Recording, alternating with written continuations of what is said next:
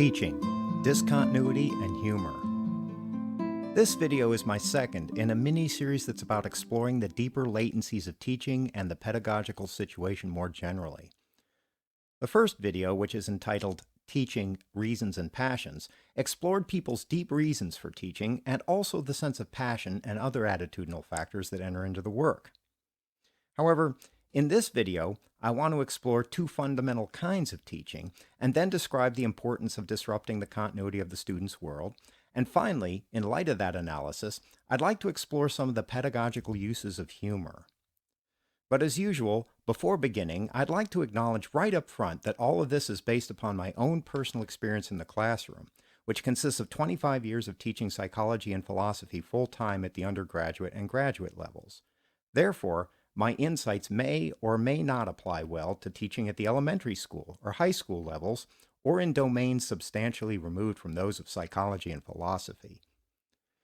Anyhow, through my years of experience, I've discovered that there are two basic kinds of teaching that operate on two corresponding levels of the student's already existing expectations and understanding. First, there's the kind of teaching that seeks to augment the student's knowledge and skills within a particular domain. For instance, most students come to an introductory psychology class expecting to learn something about neuroanatomy and the principles of behaviorism. So, when they hear about them, it doesn't really surprise them since it easily fits within their already existing conception of what psychology is and what information would be pertinent to it. On the other hand, there's the kind of teaching that violates students' expectations and invites them to change their paradigmatic understanding of a field or even of life itself. For instance, sometimes students come to an introductory psychology class and end up learning that psychology is really about expanding their consciousness and learning to relate to life in a deeper, more thoroughly involved way. It seems to me that this distinction is important because it's part of what separates adequate teaching from great teaching. Basically, adequate teaching fills in the gaps in the student's knowledge base and skill set. But great teaching not only does that, but also alters the students' frames of reference themselves. But how does one do that as a teacher? How does one move from merely informing students to changing their lives? For me, the best answer has to do with the dynamics of continuity and discontinuity as they occur in the pedagogical situation. By continuity, I'm referring to those moments in the classroom that don't particularly surprise students or challenge their suppositions, but that merely provide information and skills within an already established predictable paradigm. This, of course, is a necessary and important part of the pedagogical situation. However, a problem emerges when this is all that ever happens under the aegis of today's education. The problem is that in that case, teaching quickly tends toward a relatively superficial detachment from the real pulse of life. It becomes just another hollow formality, just another routinized obligatory task for teachers and students alike, mostly drained of surprise, of zest, of life. And it ends up alienating many young people along the way, especially since students are often all too well aware that what's occurring is only marginally related to their concerns and their lives. For teaching to really come alive, it needs to become something that passes beyond all of that, at least a fair fraction of the time. For me, the appropriate corrective seems to involve generating moments of discontinuity in the regularity and predictability of students' experience and expectations. By the phrase generating moments of discontinuity, I mean interrupting the predictability and uniformity of the student's world, mostly by presenting the student with an anomalous liminal experience, an experience at the outer edge of what they've been conditioned to anticipate. That's because we hardly ever grow in any deep way when we're just lounging around in the comfort zones of our already existing expectations. We really grow mostly when we're brought to the outer edges of our experience. So what's really needed is a kind of balance, a balance between predictable structured continuity on one hand and spontaneous surprising discontinuity on the other. In any case, I find that one of the best ways of generating that kind of discontinuity, and hence of striking that kind of balance, lies in the strategic use of humor. Humor, at least humor of a particular type, trades in surprise, incongruity, and spontaneity, and is hence a ready gateway to strategic discontinuity. Moreover, humor implicitly conveys the message that a teacher cares enough to put his or her person into the work. Its overall effect, I find, is that it helps make students' perceptual fields less guarded and entrenched and more open and receptive. It attenuates the constrictive, semi-paranoid, self-serious element of the academic situation and invites a kind of playful looseness which I find is conducive to education's deeper possibilities. As I said in my video about 10 life lessons, we learn best while we're laughing. Another reason why humor is an important tool in the classroom has to do with something I explored in my video on phenomenology and technological consciousness. The fact that today's students usually have a somewhat different kind of consciousness than people of my generation do. To put it briefly, young people who have grown up with a lot of technological stimulation experience life mostly in terms of very brief transient bursts of significance, rather than in terms of slowly evolving, finely wrought narratives.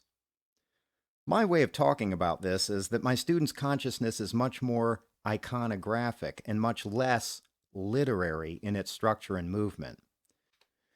In other words, it's more like moving icons around on a computer screen, or like issuing 140-character tweets and posts on social media, and less like sedulously slogging through 800 pages of Moby Dick.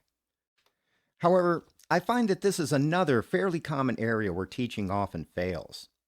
It seems that many teachers haven't quite caught up with the fact that their students' consciousness is not exactly the type they're expecting, nor the same type that they themselves have.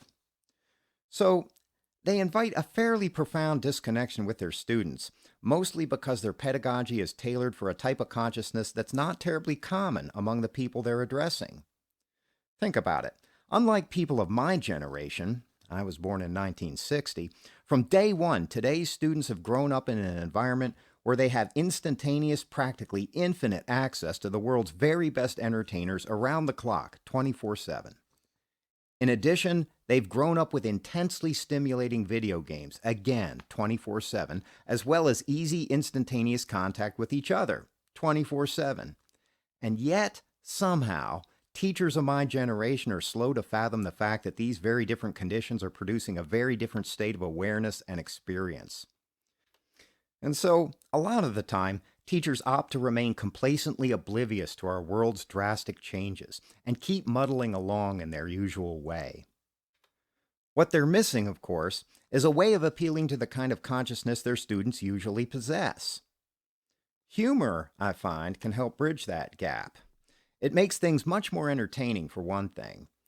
That's important because today's students' consciousness has been forged largely in high entertainment environments.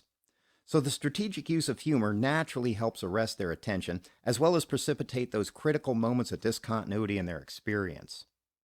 And teaching actually has very little efficacy if it fails to do this. I'm sorry, but in today's world, droning on monotonically behind a lectern for an hour and a half just isn't gonna cut it anymore, irrespective of the quality of the content. And yes, this is part of why I'm taking the time and energy to make these videos. I'm glad you figured that out. But, of course, at this point, some people may object that they're simply not cut out to be funny and informative simultaneously. That's okay. The point is not necessarily for teachers to be funny. That's just what works for me. The real point is for teachers to find a way of adapting ourselves to the reality of our students' state of awareness and experience.